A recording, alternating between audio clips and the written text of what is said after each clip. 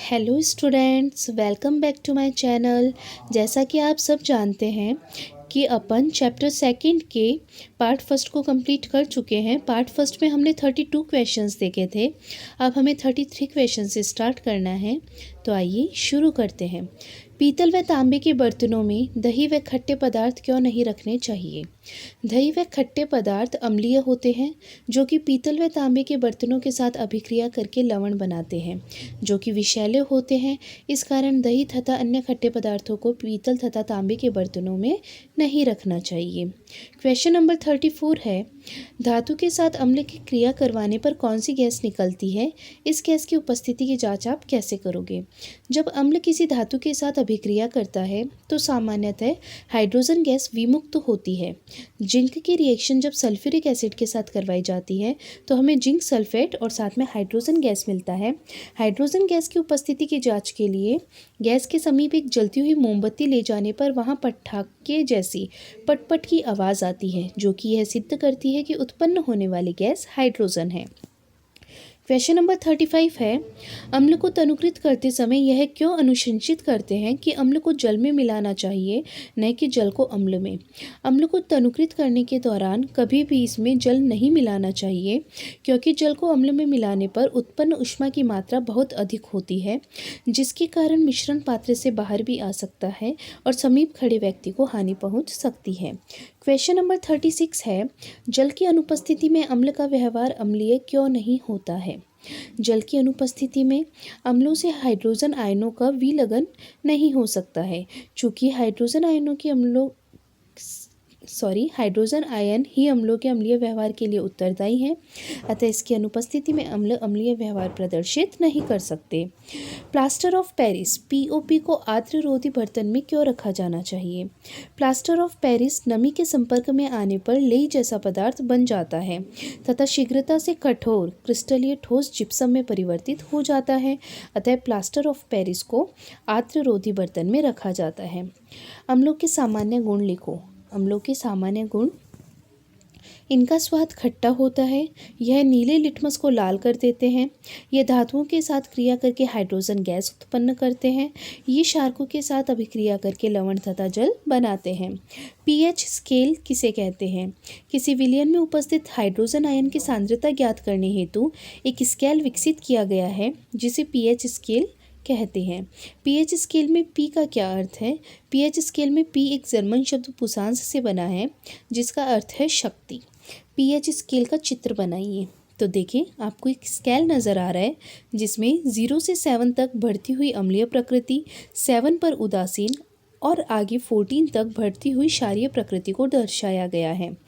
Question number 42 देखें, पकौड़ों को स्वादिष्ट व खस्ता बनाने के लिए किसका उपयोग किया जाता है? तो बेकिंग सोडा का उपयोग किया जाता है, जिसका रासायनिक सूत्र है NaHCO3, जिसे सोडियम हाइड्रोजन कार्बोनेट कहते हैं। बेकिंग सोडे का रासायनिक नाम, सूत्र, बनाने की विधि व कोई दो उपयोग लिखो।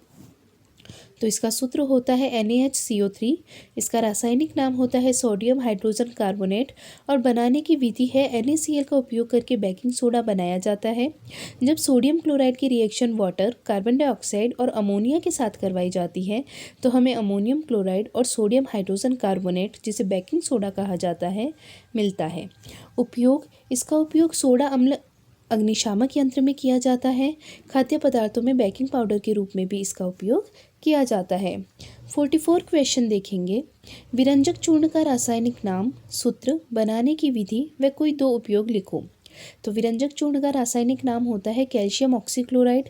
बनाने की विधि, जलीय सोडियम क्लोराइड के विद्युत अपघटन से क्लोरीन का निर्माण होता है। शुष्क भुजा हुआ चूना CaOH का हॉल्टवाइज व क्लोरीन की क्रिया से विरंजक चूर्ण का निर्माण होता है।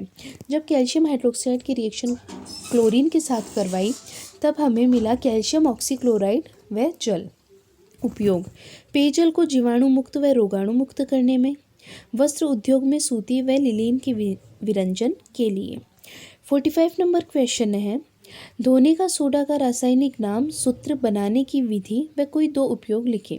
रासायनिक नाम होता है सोडियम कार्बोनेट, सूत्र होता है Na2CO3.10H2O। बनाने की विधि, बेकिंग सोडा को गर्म करने पर सोडियम कार्बोनेट प्राप्त होता है। इसके पुनः क्रिस्टलीकरण से धोने का सोडा प्राप्त होता है। जब सोडियम कार्बोनेट Na2CO3 की रिएक्शन करवाएंगे 10H2O के साथ तो हमें सोडियम कार्बोनेट धोने का सोडा प्राप्त होता है। इसका उपयोग कांच, साबुन एवं कागज उद्योगों में होता है।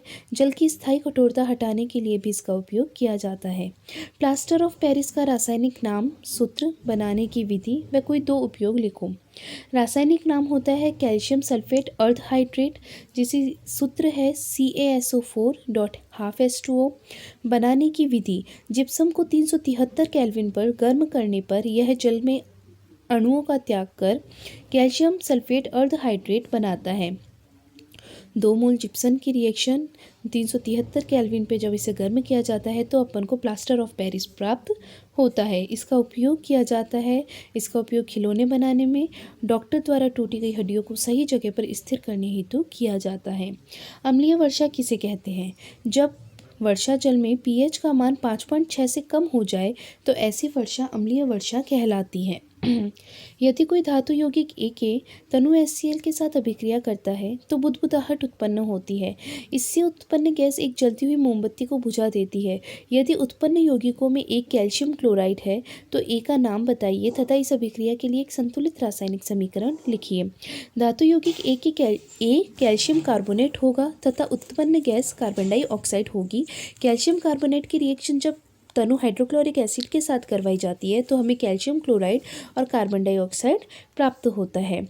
शुष्क हाइड्रोक्लोरिक गैस शुष्क लिटमस पत्र के रंग को क्यों नहीं बदल सकती? शुष्क हाइड्रोक्लोरिक गैस H+ आयन उत्पन्न नहीं करती क्योंकि HCl अणु में H+ आयनों का निष्कासन जल की अनुपस्थिति में हो पाता है। इस कारण से H+ आयनों की अनुपस्थिति अर्थात अम्लीय गुण की अनुपस्थिति के कारण शुष्क लिटमस पत्र का रंग परिवर्तित नहीं होता है। धात्विक ऑक्साइड की प्रकृति कैसी होती है? तो धात्विक ऑक्साइड की प्रकृति क्षारकीय होती है। क्रिस्टलन का जल किसे कहते हैं? उदाहरण भी दो। लवण एक सूत्र इकाई में जल के निश्चित अणुओं की संख्या को क्रिस्टलन का जल कहते हैं। जैसे copper sulphate .5H2O, copper sulphate के एक सूत्र इकाई में जल के 5 अणु उपस्थित होते हैं। ये है इसका एग्जाम्पल। क्वेश्चन नंबर 52 देखेंगे। प्लास्टर ऑफ पेरिस कि जल के साथ अभिक्रिया का समीकरण दीजिए। तो प्लास्टर ऑफ पेरिस की जब जल के साथ अभिक्रिया करवाई जाती है तो हमें जिप्सम प्राप्त होता है। इसी प्रकार आपका अध्याय 2 भी पूरा होता है, चैप्टर नंबर 2 कंप्लीट होता है। ये क्वेश्चंस आपके एग्ज़ाम के अकॉर्डिंग बहुत ज़्यादा इम्पॉर्टेंट है, तो आप इन क्वेश्चंस को अच्छे से पढ़ें और अपने एग्ज़ाम की अच्छे से प्रिपरेशन करें। Okay, thank you so much.